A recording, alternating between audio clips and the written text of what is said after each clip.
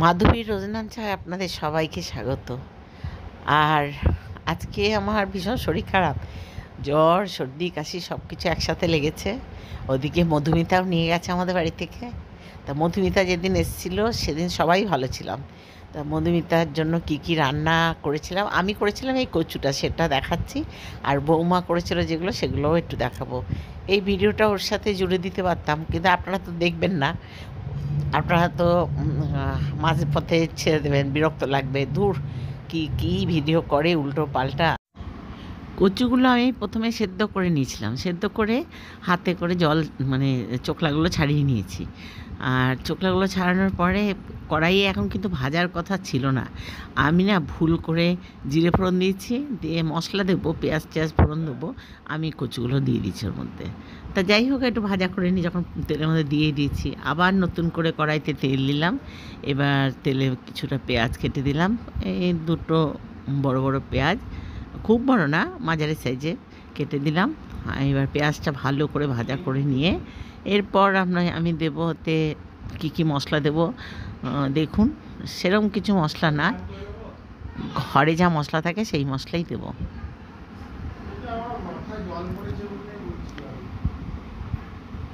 পেঁয়াজটা যখন ভালো ভালো করে ভালো করে ভাজা ভাজা হয়ে আসছে, তখন এর মধ্যে মশলা দেবো। আমি দেখুন কি দিচ্ছি।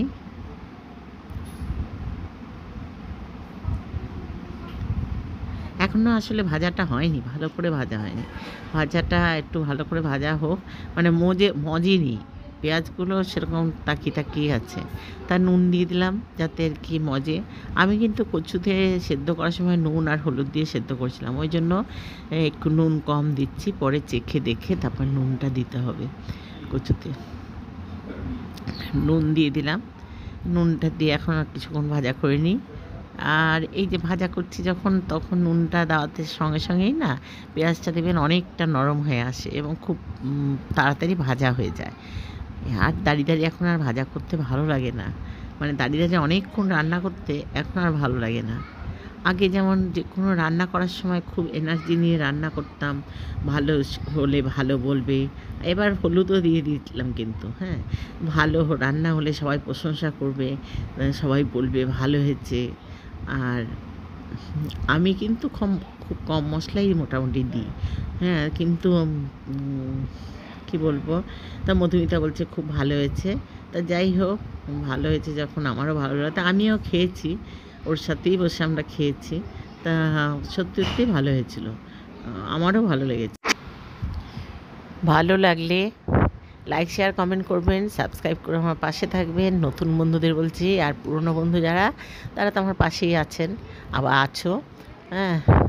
আর ভিডিও যদি ভালো লাগে তাহলে সাবস্ক্রাইবটা করে আমার পাশে থেকে অল বাটনটা বাজিয়ে দেবেন, তাহলে পরের যে ভিডিও দেবো তার নোটিফিকেশনটা আপনাদের কাছে চলে যাবে, হ্যাঁ, তখন আমার ভিডিও দেখতে পারবেন। আর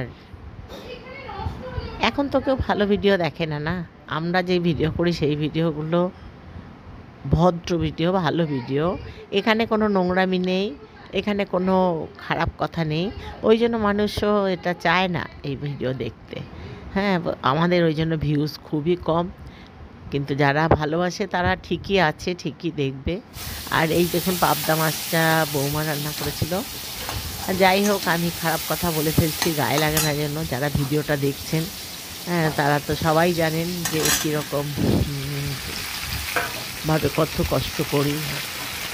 একটা ভিডিও করতে অনেক কষ্ট হয়, দুপুরবেলা না ঘুমিয়ে এডিটিং করি, তারপরে ভিডিওগুলো দিই, তারপরে তো আছেই অনেক কাজ, তবুও আমরা ভিডিও করছি। আমাদের ভিডিও ভালো লাগলে লাইক শেয়ার কমেন্ট করবেন, সাবস্ক্রাইব করে পাশে থাকবেন। আর কচুর তরকারিটা আমার হয়ে গেছে, এতে কিন্তু আমি কোনো মশলা দেবো না, নুন হলুদ পেঁয়াজ আর একটু রসুন বাটা একটু, ব্যাস, কচুটা হয়ে গেছে আমার রান্না। এবার দেখুন, এবার ভালো করে 80% কচুটা সেদ্ধ হয়ে গেছিলো, আগেই সেদ্ধ করেছি, আর এখন 20% সেদ্ধ করবো, তা আমার ৮০ ভাগ সেদ্ধ হয়নি, কয়েকটা কচু দেখছি একটু শক্ত শক্ত আছে, সেজন্য আমি এটা আর একটু বেশিক্ষণ ধরে সেদ্ধ করে করবো আর কি। দিয়ে এই দেখুন এখন কচুটা সেদ্ধ হয়ে গেছে, রান্না হয়ে গেছে, পুরো কমপ্লিট হয়ে গেছে। পুরোপুরি দেখলেন, ফাইনাল লুকটা ভালো লাগলে দেখলেন তো, ভালো লাগবে নিশ্চয়ই।